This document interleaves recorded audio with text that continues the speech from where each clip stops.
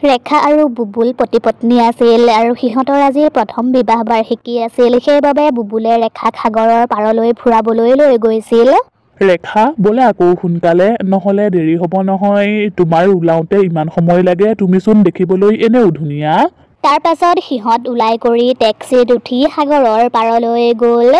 বুবুল, মোৰ বিশ্বাসেই হোৱা নাই আমি যে সাগৰৰ পাৰলৈ গৈ আছো। তুমি জানানে বাৰু, মোৰ সৰুৰে পৰাই সপোন আছিল সাগৰৰ পাৰলৈ যোৱাৰ, কিন্তু তুমি আজি মোৰ সপোনটো পূৰণ কৰি দিলা।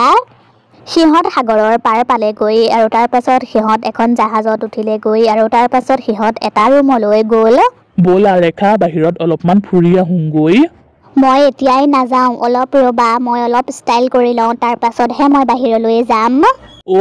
তাৰমানে তুমি আৰু ষ্টাইল কৰিবা। ঠিক আছে, হ'ব দিয়া, মই বাহিৰলৈ যাওঁ, তুমি আহিবা। চাবা কিন্তু হেৰাই নাথাকিবা আকৌ। তাৰ পাছত ৰেখায়ে ষ্টাইল কৰিবলৈ ধৰিলে আৰু বুবুল ৰুমৰ পৰা ওলাই আহি বাহিৰৰ দৃশ্য চাবলৈ ধৰিলে আৰু তেতিয়াই ৰেখাও ওলাই আহিছিল, কিন্তু তাই অহা বাটটো পাহৰি থাকিলে। মই এতিয়া কোনফালেদি বাহিৰলৈ ওলাই যাওঁ বাৰু? ইয়াৰ ৰুমবোৰ চব একেই, মই একোৱেই ধৰিব পৰা নাই। বাহিৰলৈ ওলাই যোৱাৰ দুৱাৰ কোনখন বা? বুবুলে কিন্তু কথাটো ঠিকেই কৈছিল। তেতিয়াই ৰেখায়ে এখন ডাঙৰ দুৱাৰ দেখিলে আৰু তাই সেই দুৱাৰখনৰ ওচৰলৈ গ'ল আৰু তেতিয়াই তাই শুনিলে দুৱাৰখনৰ পাছফালে যেন বহুত মানুহ আছে আৰু তেওঁলোকে পাৰ্টি কৰি আছে। এই দুৱাৰখন ইমান ডাঙৰ আৰু দুৱাৰখনৰ পাছফালৰ পৰা বহুত মানুহৰ মাত আহি আছে। এইখনেই নেকি বাৰু বাহিৰলৈ যোৱাৰ দুৱাৰখন? সেইখিনি কৈ ৰেখা দুৱাৰখনৰ ওচৰলৈ গ'ল আৰু দুৱাৰখন খুলিবলৈ চেষ্টা কৰিলে। এই দুৱাৰখনত ইমানবোৰ তলা লগাই থৈছে কিয় বা? মই খুলিবলৈকে চেষ্টা কৰোঁচোন। ৰেখায়ে দুৱাৰখনত লাগি থকা কেইবাটাও তলা খুলিলে, মাত্ৰ এটা তলাহে খুলিবলৈ বাকী আছিল, কিন্তু তেতিয়াই তাইক বুবুলে মাতিলে। ৰেখা, তুমি কি কৰি আছা? তুমি এইফালেহে আছা? মই ভাবিছিলোঁ এইখন দুৱাৰেদিহে বাহিৰলৈ ওলাই যায়, মই সেইকাৰণে এইফালেদি আহিছিলোঁ।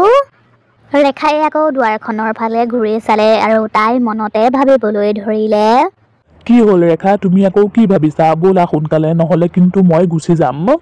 তাৰ পাছত দুয়োজন বাহিৰলৈ ওলাই আহিলে আৰু বাহিৰৰ দৃশ্যবোৰ চাবলৈ ধৰিলে। বুবুলে ৰেখাক বহুতবাৰ মাতিছিল, কিন্তু তাইতো নিজৰ ভাৱনাতেই ডুব গৈ আছিল। মোক ক্ষমা কৰিবা দেই, মই কিবা এটা ভাবি আছিলোঁ। কিনো ভাবি আছা তেতিয়াৰ পৰা? তোমাৰ ইয়াত থাকি ভাল লগা নাই নেকি? নাই, মোৰ ইয়াত থাকি বহুত ভাল লাগিছে। মই সেই দুৱাৰখনৰ কথাকেই ভাবি আছোঁ, য'ৰ পৰা এতিয়া মই আহিছোঁ। মোৰ সম্পূৰ্ণকৈ মনত আছে, সেই দুৱাৰখনৰ পাছফালে যেন কোনোবা আছিল আৰু তাত কোনোবায়ে পাৰ্টি কৰি আছিল। সেইটোনো কি ভাবি থাকিবলগীয়া কথা ৰেখা? হয়তো সেই দুৱাৰখনৰ পাছফালে ৰুম আছে, নহলে সেই দুৱাৰখনেদি বাহিৰলৈ ওলাই আহিব পৰা ৰাস্তাও থাকিব পাৰে। তুমি এতিয়া সেইবোৰ কথা ভাবি নাথাকিবা। মই ইয়ালৈ তোমাক ফুৰাবলৈ আনিছো। তুমি যদি এইবোৰ কথা ভাবি থাকা নহয়, মোৰ মনটো কিন্তু বহুত বেয়া লাগিব। তুমি কথাটো ঠিকেই কৈছা, হ'ব দিয়া, মই আৰু এইবোৰ কথা ভাবি নাথাকোঁ। ৰেখায়ে বুবুলৰ কথা মানি ল'লে আৰু তাৰ পাছত দুয়োজনে বহুত ফুৰিলে আৰু ৰাতি হোৱাৰ লগে লগেই দুয়োজন ৰুমলৈ গুচি গ'ল। সিহঁতৰ বহুত ভাগৰ লাগি আছিল, সেইবাবে সিহঁতে শুই গ'ল। বুবুল বিচনাত পৰাৰ লগে লগেই টোপনি গ'ল, কিন্তু ৰেখাৰ টোপনি অহা নাছিল। মোৰ দেখোন টোপনিয়েই অহা নাই, মই এতিয়া কি কৰোঁ বাৰু? মই অলপমান বাহিৰত ফুৰিয়েই আহোঁগৈ। তাৰ পাছত ৰেখা বাহিৰলৈ ওলাই আহিলে আৰু তাই ইফালে সিফালে খোজকাঢ়ি আছিল। তেতিয়াই তাই আকৌ সেই দুৱাৰখন দেখিলে। নাযাওঁ বুলি ভাবিও তাই আকৌ সেই দুৱাৰখনৰ ওচৰলৈ গ'ল। মোৰ কিয় এনেকুৱা লাগিছে নাজানো, মোক যেন এই দুৱাৰখনে টানি টানি আনি আছে। নিশ্চয় এই দুৱাৰখনত কিবা এটা ৰহস্য আছে। মই এই দুৱাৰখন খুলি চাওঁ নেকি বাৰু? নাই, বুবুলে কেনেবাকৈ গম পালে মোক খং কৰিব। মই এতিয়া কি কৰোঁ বাৰু? সেইবোৰ ভাবি ভাবি ৰেখায়ে শেষত সিদ্ধান্ত ল'লে তাই সেই দুৱাৰখন খুলি চাব। তাৰ পাছত তাই দুৱাৰখনৰ শেষৰ তলাটো খুলিলে। তলাটো খোলাৰ লগে লগেই দুৱাৰখন খোল খাই গ'ল আৰু তেতিয়াই তাৰ পৰা এটা ভূত ওলাই আহিল। কি এইটো দেখোন ভূত, ভূত, মোক বচোৱা মোক। ৰেখায়ে ভূতটো দেখি তাৰ পৰা পলাবলৈয়ে লৈছিল, কিন্তু তেতিয়াই ভূতটো ৰেখাৰ শৰীৰলৈ সোমাই গ'ল আৰু তেতিয়াই ৰেখাক বৰ ভয়ানক যেন লাগিছিল। কিমান দিনৰ মূৰত যে মই মুকলি হ'লো, মুকলি হৈয়েই মই এটা শৰীৰ পাই গ'লো। কি যে মজা লাগিছে। এতিয়াৰে পৰা এই জাহাজখনলৈ অহা মানুহক মই শুদাই নেৰো বাৰু, সেইবোৰ হৈ থাকিব। তাৰ আগতে মই আৰাম কৰি লওঁগৈ। নাই, আৰাম কৰাৰ আগতে মই কিবা এটা খাই লওঁগৈ। তাৰ পাছত ভূতটো ৰেখা আৰু বুবুলৰ ৰুমৰ ফালে যাবলৈ ধৰিলে। তেতিয়াই সেইফালেদি এজন মানুহ গৈ আছিল। মানুহজন বহুত নিচাত আছিল, সেইবাবে সি ধোঁৱা-কোঁৱা দেখি আছিল। তেতিয়াই সি ৰেখাক সেইফালেদি আহি থকা দেখিছিল, কিন্তু সি কিনো জানিছিল ৰেখাৰ শৰীৰত যে এটা ভূত সোমাই আছে। ইমান ধুনীয়া মহিলাগৰাকী অকলে অকলে ক'ত ঘূৰি ফুৰিছানো? ব'লা নহ'লে মোৰ লগত মোৰ ৰুমলৈ যাওঁ, তাতেই বহি আমি দুয়োজনে আৰামত কথা পাতিম। মোৰ চিকাৰ মোৰ ওচৰলৈ নিজে নিজেই আহিছে, গতিকে ইয়াকনো মই কিয় নিৰাশ কৰোঁ? মই নহ'লে প্ৰথমে ইয়াকেই খাই লওঁ।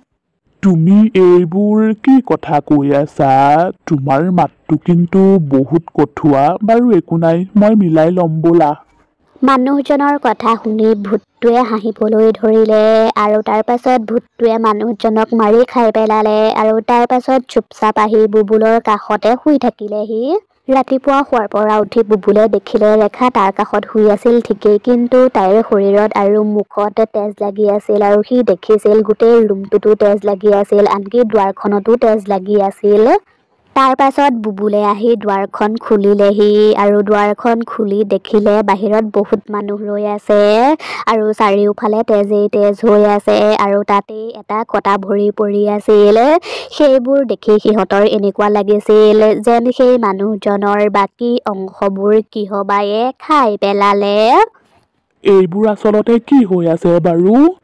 এগৰাকী মহিলাই এই মানুহজনক খাই পেলালে। ইয়াৰ মানুহবোৰে যেতিয়া এইবোৰ দেখিলে, তেতিয়া তেওঁলোকে CCTV কেমেৰাৰ ৰেকৰ্ডিং চালে। তেতিয়াই তেওঁলোকে দেখিলে সেই মহিলাগৰাকী এই ৰুমটোৰ ভিতৰলৈ সোমাই গৈছে। এইবোৰ আপুনি কি কথা কৈছে? এইটো ৰুমততো মোৰ পত্নী আছে। নাই, মোৰ পত্নীয়ে এনেকুৱা কাম কেতিয়াও কৰিব নোৱাৰে।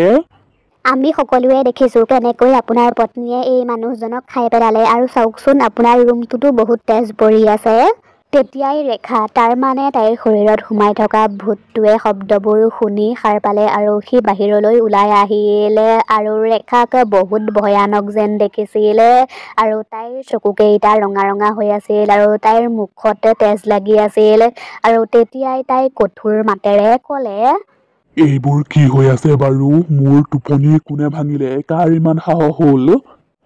কি হ'ল ৰেখা? তুমি কিয় এনেকৈ কথা কৈছা? তোমাৰ ডিঙিত কিবা হ'ল নেকি? মই ৰেখা নহয়, মই এটা ভূত হয়। মই এতিয়া তহঁত চবকে খাই পেলাম, যেনেকৈ মই সেই মানুহজনক খাই পেলালো।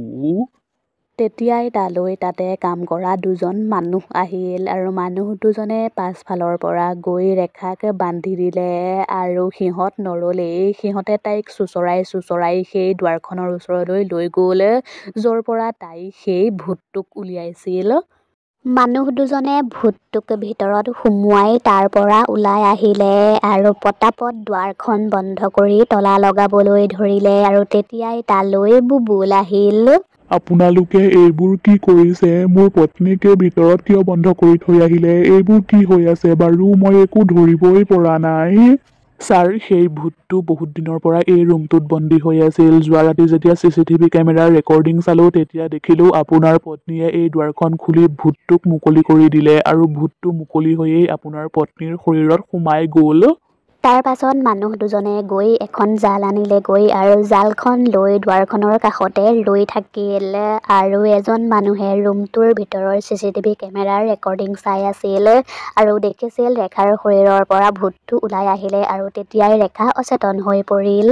যেতিয়াই ভূতটোৱে ৰেখাক খাবলৈ গৈছিল তেতিয়াই মানুহ দুজনে জালখন লৈ দুৱাৰখন খুলি ভিতৰলৈ সোমাই গ'ল আৰু ভূতটোক জালখনত বন্দী কৰি ল'লে আৰু তাৰ পাছত দুয়োজন মানুহে ধৰি ভূতটোক সাগৰলৈ পেলাই দিলে। সিফালে ৰেখাৰো চেতনা ঘূৰি আহিল আৰু তাৰ পাছত সকলোবোৰ আগৰ নিচিনা হৈ গ'ল।